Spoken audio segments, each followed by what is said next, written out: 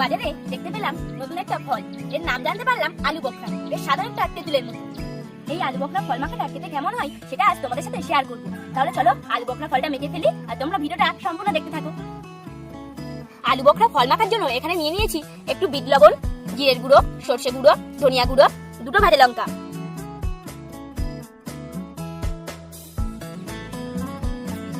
এবার আলু বখরা ফলগুলো পিস পিস করে কেটে নেব।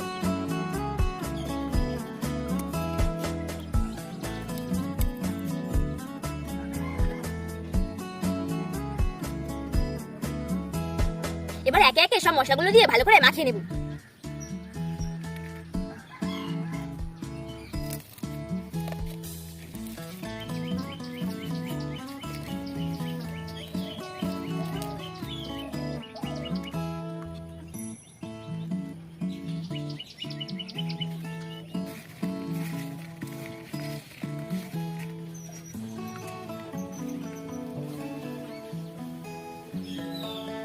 তাহলে চলো এবার খেয়ে দেখি।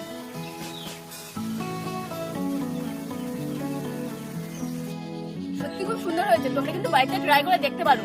আর কেমন হয়েছে আমাদেরকে কমেন্টে জানাবে। টাটা।